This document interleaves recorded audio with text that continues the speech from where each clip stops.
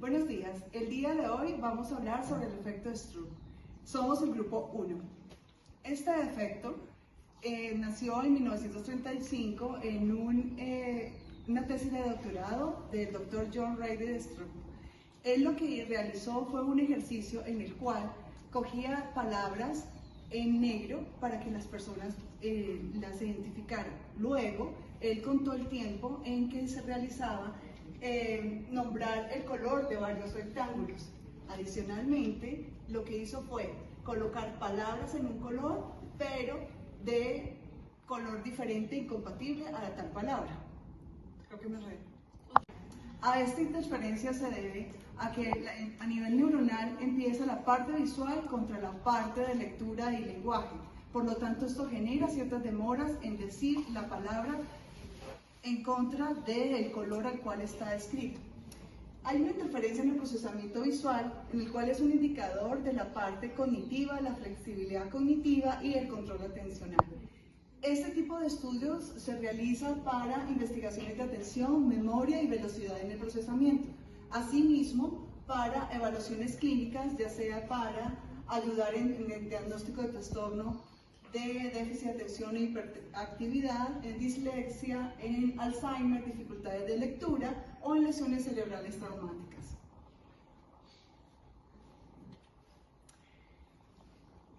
No existen diferencias entre hombres y mujeres cuando están desarrollando este tipo de efectos, pero sí tenemos cuando tenemos diferencias de edades. En este caso, por ejemplo, para adultos mayores de 70 años, ellos tienen un deterioro del rendimiento cognitivo, por lo tanto van a presentar tiempos de demora muchos más largos para identificar este tipo de palabras, o en niños pequeños porque todavía no han aprendido a leer, por lo tanto no tienen este tipo de efecto.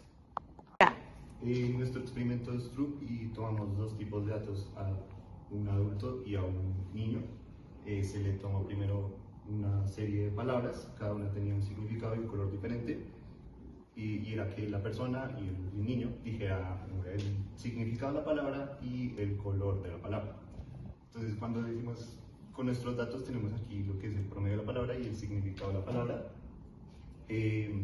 Tenemos lo que son el promedio de la palabra, que son de 8,04 segundos, y el significado es de 6,85.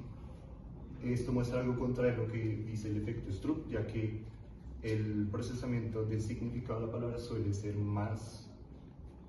tardar más. También podemos decir que hay una variabilidad alta, hay varios valores atípicos, como podemos ver aquí en valor 15 y valor 15. Eso significa que los datos no se presentan de manera uniforme en adultos. También podemos decir que esto pasa más que todo por factores factores individuales, que son la automatización lectora de la persona o hasta el uso de estrategias cognitivas. Ya pues, para concluir, decimos que en adultos, con nuestros resultados, no son uniformes y que depende mucho de las características cognitivas de la persona. Bueno, al observar los datos nos damos cuenta que en promedio la palabra para decir la palabra es menor que el promedio que se tiene para el significado. Eso requiere pues en sí más control atencional, porque pues para decir la palabra pues no se necesita mucho control de la atención y tampoco como un control significativo cognitivo, pero pues para decir el significado, que es cuando se ve la palabra pero no se ve el mismo color, pues se cambia pues este efecto. Bueno, a nivel cognitivo esto implica que pues el sujeto, en este caso los niños, tienen que inhibir su respuesta dominante, que sería leer la palabra, y decir el significado, que sería el color. Esto requiere pues que aumenten los tiempos de reacción. Entonces, como vemos en las gráficas, pues aquí se ven tiempos de reacción más altos a comparación pues de solo decir. Bueno, entonces, ¿cómo se relaciona la teoría de la interferencia con el efecto Stroop? Es que al momento de que se realiza la acción de leer es automático, y procesar de qué color es la palabra es un proceso que sí necesita un poquito más de atención. Entonces se generan dos respuestas al no coincidir el color con la palabra. Entonces, ¿qué es lo que pasa? Que se generan las dos respuestas y las dos compiten para ver cuál llega más rápido al cerebro y cuál es la que se produce más rápido. Esto se puede llamar colisión cognitiva. Cuando se presenta mayormente lo que es la colisión cognitiva en fases de alta interferencia. Esto puede demorar en un proceso entre 11 a 12 segundos, y ya cuando las personas se les va repitiendo el estímulo es más probable que la persona se adapte y genere respuestas entre 1 a 3 segundos. Muchas personas cometieron errores en la columna 20. ¿Por qué? Porque al momento de cambiarse el orden de los estímulos o de los factores que se tienen que priorizar la atención, el cerebro vuelve a generar el efecto de interferencia, pero también se vuelve a adaptar. Como se puede evidenciar en la vida cotidiana, se podría evidenciar con las señales de tránsito, debido a que, digamos, acá en Colombia, las señales azules son informativas, pero en países como España, como en Alemania, son de color azul las señales obligatorias. Entonces, alguien que conduce tanto en Colombia como en países como España puede generar efectos de interferencia al tener relacionadas esas dos informaciones con el mismo estímulo. ¿Qué funciones cognitivas se ven afectadas en el efecto Stroop? Las funciones cognitivas que se ven afectadas son la atención selectiva y el control inhibitorio. Ambas forman parte de las funciones ejecutivas del cerebro. La atención cognitiva, ¿qué es estar pendiente de un estímulo e ignorar a los demás. Y el control inhibitorio es la habilidad de tener las respuestas automáticas. Entonces acá, ¿qué pasa? Estas funciones son fundamentales ya que nos permiten concentrarnos, controlar los impulsos y adaptarnos a cambios y tomar decisiones adecuadas. Este efecto, lo que pasa con ellas es que ya tenemos tan automatizada la acción de leer la palabra que ignoramos el color.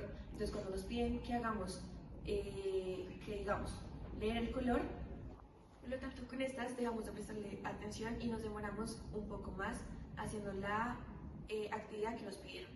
Ahora vamos a hablar cómo podrían afectar las situaciones del mundo real con la conducción y la toma de decisiones bajo presión. En la conducción, el cerebro tiene que procesar demasiada información al mismo tiempo, como por ejemplo las señales de tránsito, mientras se ven las luces, o recibir información o indicaciones mientras se conducen. En los adultos es más complejo, ya que como la lectura es automática, se pueden distraer fácilmente o sufrir de sobrecarga de información. En cambio, con los niños es más fácil, ya que reaccionan más lento y esperan a reaccionar a una situación de peligro inesperada, y esto, bueno, los hace más vulnerables y sobre todo como peatones. Bueno, ¿cómo podría cambiar el resultado si se hiciera la tarea con niños pequeños o con personas que no saben leer? Bueno, el efecto Stroop depende de la interferencia si la persona sabe leer o no sabe leer. Por ejemplo, en un adulto ya está acostumbrado a la lectura, entonces al mostrar la palabra rojo en color azul, un adulto se le dificulta mucho más decir la palabra azul, incluso ni siquiera lo hace. En cambio, una persona que no sabe leer, o en el caso de un niño que se le dificulta mucho más o que durante su vida nunca ha aprendido a leer, lo primero que identifica es el color, sin que la interferencia sea lo primero que vea sea la lectura. Esto pasa porque nuestro cerebro ya está acostumbrado a hacerlo de forma natural. A veces ni siquiera lo pensamos, simplemente ocurre. En el caso totalmente diferente es, por ejemplo, lo hacemos sin forzar, lo hacemos de forma natural, entonces el proceso es mucho más rápido que en los menores. Por eso la lectura muchas veces no nos muestra que lo hacemos de forma habitual, sino que ya estamos acostumbrados, nos cambia la manera en la que vemos la vida, y la lectura también nos muestra que no solamente lo que leemos nos muestra el entorno, sino que también lo que vemos puede cambiar la forma en la que vemos las cosas. ¿Cómo se relaciona el control cognitivo con el efecto Stroop? Bueno, prácticamente esto es una demostración que la vida diaria es control cognitivo versus impulso automático. Entonces, en el ejemplo en el que, aunque por ejemplo la palabra rojo, pero está escrita en amarillo, como que se inhibe decir amarillo, que se inhibe el impulso automático, que es como prácticamente así, como frenar una respuesta automática que uno ya tiene. Bueno, entonces, por ejemplo, en el inicial, en donde te daban la palabra rojo, pero estaba escrita en amarillo, inhibes la respuesta automática de decir amarillo, porque es la respuesta automática de leerlo. En el ejemplo en donde la palabra rojo, pero está escrita en amarillo, inhibes decir la palabra amarillo, porque es tu respuesta automática leerlo. De esta manera, estás frenando el impulso automático. Procesos de control cognitivo también tienen que ver con la atención selectiva y la flexibilidad cognitiva, que también se demuestra en el ejemplo, pero prácticamente es control cognitivo.